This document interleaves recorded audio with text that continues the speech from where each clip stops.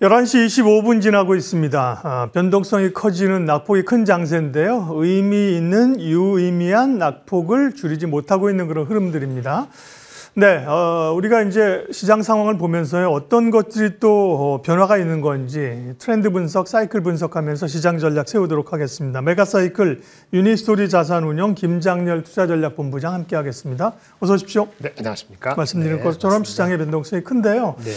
이야기할 주제를 하나씩 보고 얘기를 하도록 하겠습니다. 첫 번째 주제입니다. 그러게요. 이제 엔비디아 실적 발표 이후에 주가가 또 밀렸는데 결국은 이제 고용 지표가 또 일자리가 생각보다 늘었고 금리 인하에 대한 기대감이 낮아진 게 요인인데요. 또 얼마 전에 FOMC 또 의사록이 공개됐잖아요. 네네. 지금으로서는 그러면 12월 금리 인하는 어렵다 이렇게 보십니까? 지금 그렇게 컨센서스가 빨리 잡혀갔죠. 사실은 금리 인하가 어려워지는 거 아니냐는 것은 오늘 어저께 나온 건 아니고 그렇죠. 한 일주일 전부터 나왔던 거고요. 오늘 좀 그런 금리 인하라든지 이런 거에 대한 기대감이나 좀 걱정이 된 거는 새로운 것보다는 리사 쿡 그 연준 이사의 발언이 더 컸던 것 같아요. 고평가 자산에 대해서 자기가 받는 인상은 이게 하락할 가능성이 꽤 있다. 그리고 사모펀드, 기타 우리 그 비금융권, 비은행권에서의 우리 그 미국 국채를 많이 갖고 있다. 이런 것이 이슈가 되면은 참 문제가 될 수도 있지 않을까. 이런 코멘트들이 나온 것이 뭐 일주일 전에 나왔던 금리 인하가 컨센서스보다 내려가서 50 이하로 내려가고 30까지 내려갔던 그거보다도 더 한 번 더 찬물을 끼얹었다 이렇게 말씀을 드릴 수 있겠고요. 지금 말씀하신 뭐 고용 데이터 그거는 사실 옛날 거기 때문에 네. 9월 데이터 때문에 그거 가지고 액션을 취하기는 어려운 게 셧다운이 9월에 없었잖아요. 그러니까 지금 9월 셧다운 이전에 나온 고용 데이터입니다. 그렇죠. 예. 물론 이것도 높게 나온 것이 바람직하지 않습니다. 네. 금리 인하 트렌드에서요. 그래서 결정적인 거는 리사 쿡 포함해서 연준 쪽에서 금리 인하를 앞두고 금리 인하가 아니죠. FOMC 12월 10일을 앞두고 데이터 포인트가 확실히 리라이블한 게 없는 상태에서 여러 가지 자기 의견들을 표출하는데 시장에 월스트리트 우리 월가에 주는 인상은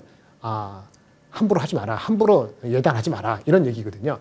그런데 가장 큰 문제는요. 오늘 나온 거는 12월 금리 인하 여부뿐만 아니고 12월이 금리 인하가 잘 안 되게 되면 말이죠. 그 이유에 따라서 그 배경에 따라서는 1월 금리 인하도 모르겠다. 여기까지 확장이 되기 때문에 일파만파 컸다. 이렇게 말씀드릴 수 있겠습니다. 요거가 가장 컸고요. 또 하나는 이제 좀 더 말씀드릴 그 AI 버블에 대한 거기에 대한 논란은 엔비디아의 실적이 판타스틱 했다고 하는데 그거와 별개로 아직 해결이 안 됐다. 이렇게 컨센서스 잡혀있기 때문에 주가가 생각보다 막판에 버티다가 많이 빠졌습니다. 금리 인하를 예측하는 패드워치의 자료도 조금 전에 보여주셨네요. 패드워치 보면 네, 동결 확률이 60%죠. 네, 그리고 맞습니다. 인하 확률이 40%, 39점 이제 얼마였습니다. 그러면 네, 미국이 사실은 셧다운이 끝났습니다만 공교롭게 그 이후부터 주가가 좀 빠지고 있어요. 그리고 이제 AI 버블은 계속 나오고 있는 상황인데 미국 증시 전망이나 관전 포인트 좀 알려주십시오. 네. 뭐 관전 포인트라고 보기는 이게 지금 당장의 이슈보다는 원래부터 6,700, 7,000 그 쉬운 장이 아닙니다. S&P 기준으로 6,700, 7,000이 빨리 갈 것처럼 얘기를 했던 가장 큰 이유는 그 나스닥하고 반도체, 특히 AI에 대한 버블론에도 불구하고 네 돈 내 돈 가릴 것 없이 투자하고 보자 이런 심리에서 부풀려진 그 주가 수준에 대한 경계감이 없이 달렸죠. 그거에 대한 되돌림입니다. 제가 봤을 때는 그 지금 국채 수익률이 4.1 정도면은 한 6,500, 6,700이 딱 적당해요. 그 이상 가면은 오버입니다. 그 이상 가려면 반도체에 대해서 의구심이 없어야 되는데 뭐 그렇다 해서 6,500, 6,700 있다 해서 모든 주식이 빠지지 않겠죠. 근데 오늘도 보시면 아시겠습니다만 엔비디아는 그나마 덜 빠졌고요. 최근에 많이 빠졌으니까 거기다가 반대죠.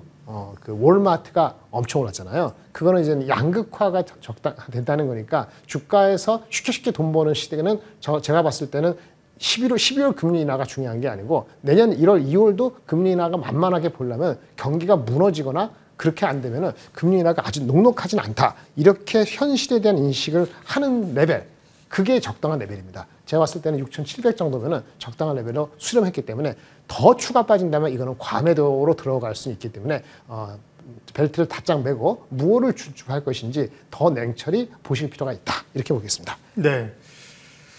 다음 엔비디아 얘기하겠습니다. 어제 이제 엔비디아가 실적 발표하고 나서 장 초반에는 굉장히 강하고 좋았잖아요. 그렇죠. 네네. 그런데도 불구하고 왜 엔비디아도 빠지고 시장도 빠졌느냐. 그 이유 전에 일단 엔비디아 실적 발표한 거 표면적으로 좋았다가 아니라 본부장님께서 보시기에 어떤 포인트들 어떤 건지 좀 점검해 주세요. 네. 실적은 서프라이즈한 거 아니었습니다. 네. 저는 놀랐어요. 서프라이즈하고 어저께 아침부터 나와서 그게 뭐가 서프라이즈인가 도저히 이해를 지금도 못합니다. 기사가 그죠?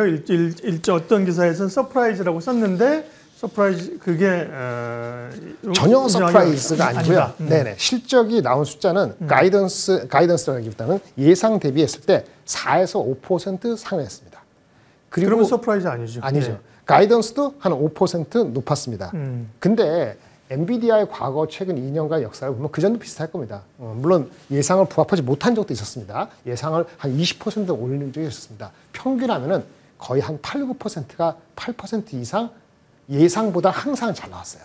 그러니까 4%, 5% 나온 거는 오히려 그거에 대한 서프라이즈라기보다는 사람들이 AI 버블에 대한 그 걱정이 앞서 있었고 엔비디아가 주가가 좀 최근에 15% 빠졌었거든요. 오늘 하기 전에. 그러다 보니까 안도 랠리 개념으로 받아들이셔야지 숫자 자체는 전혀 서프라이즈 하지 않았다라고 말씀을 드리겠고요. 다만 그 얘기하는 것 중에서는 자신감을 또 한번 발표했죠. 자신감이라는 측면에서 세 가지인데 GPU 넘쳐납니다. GPU 시대가 컴퓨팅을 엄청 요구합니다. 우리 흔히 아시는 거 생성 AI로 되면서 기존에 있는 애플리케이션도 매출이 증가됩니다.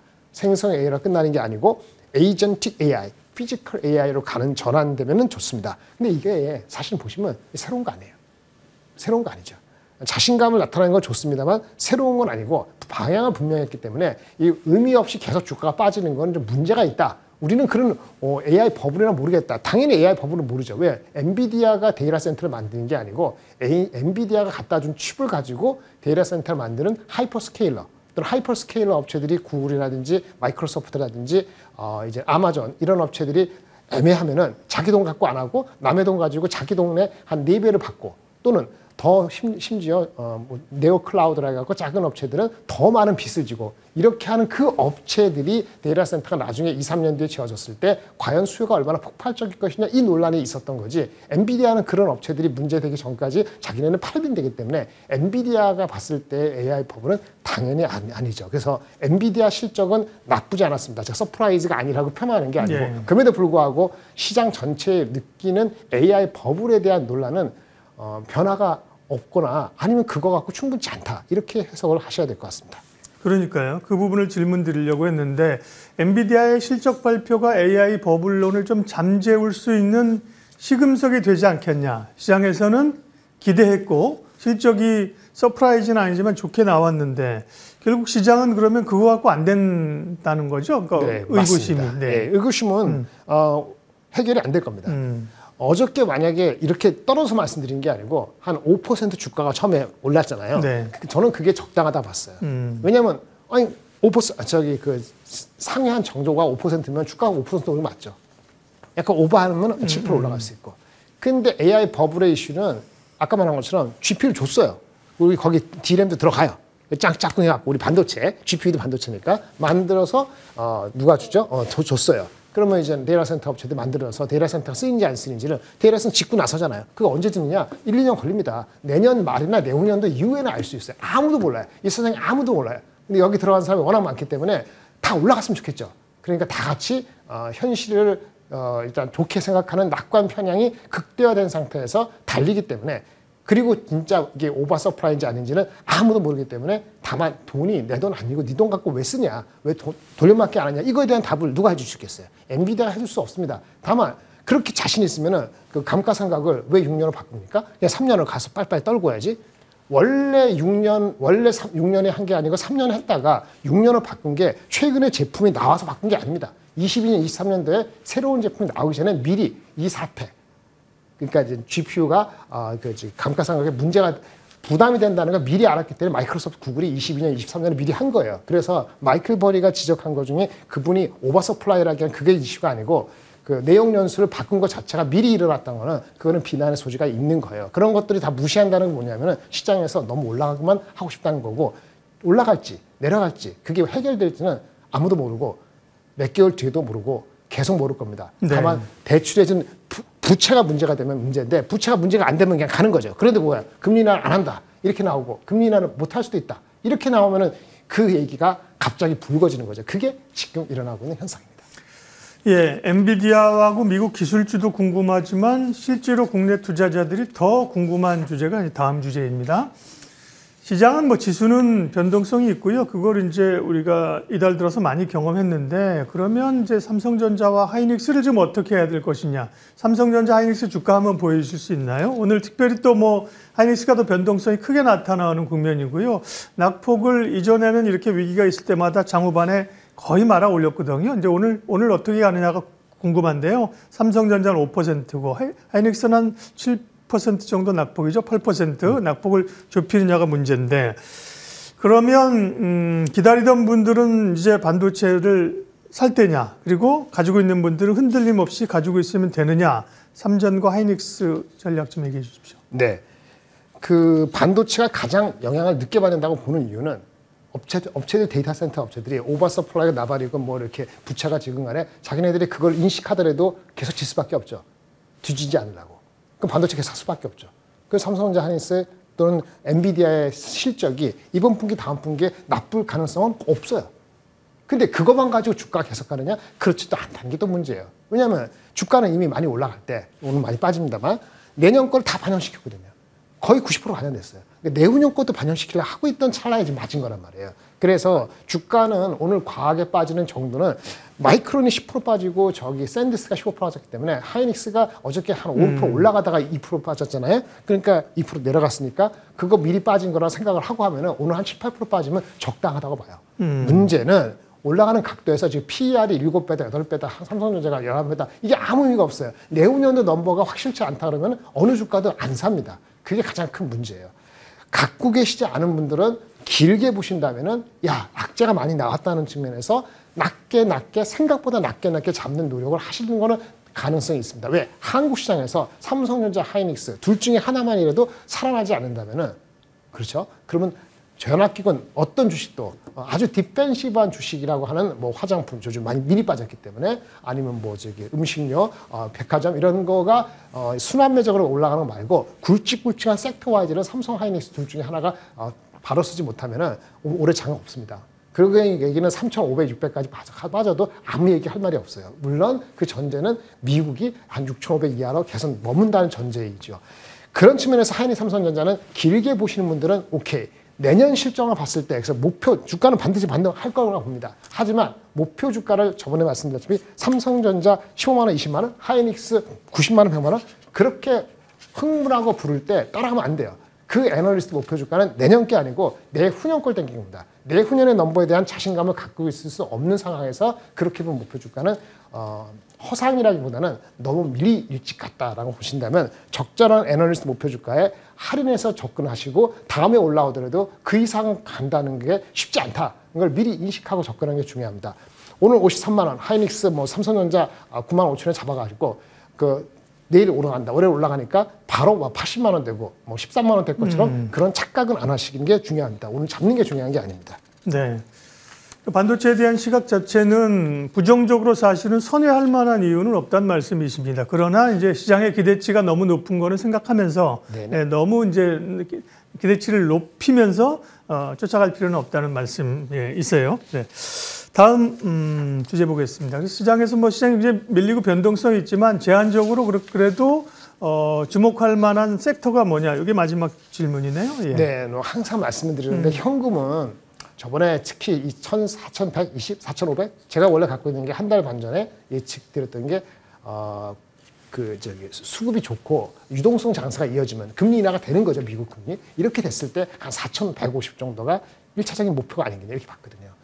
그런 거품이 깨지고 금리 인하가 안 할 수도 있는 가능성이 높아졌잖아요. 이랬을 때 바닥을 3,830에서 3,950으로 제시를 드린 바 있습니다. 지금 거기에 거의 근접했죠. 그러니까 여기서는 이제 느린 상태에서 판다는 게 실익이 없죠. 예, 그런데 어떻게 들어가느냐 하는데 한 달 전에 하고 지금하고 다른 건 한 가지입니다. 이제 아무리 좋아도 삼성전자 하이닉스 합해서 뭐 변압기 합해갖고 이러면 이른바 AI의 70%, 50% 이거는 그게 과하다. 바람직한 선택일지는 생각을 하셔야 됩니다. 제가 지금 말씀드리는 건 반도체 AI 관련되는 거 이런 쪽은 30% 전후. 왜 이렇게 말씀드리는 건 삼성전자 하이닉스 포함해서의 얘네들의 그 우리나라에서 이익의 기여도가 38%예요. 이익의 기여 38%니까 30% 정도는 많이 실리는 건 아니죠. 뭐 다른 뉴스가 더 나오면 더 줄일 수도 있습니다만은 한 25에서 30% 초반 정도가 적당하고요.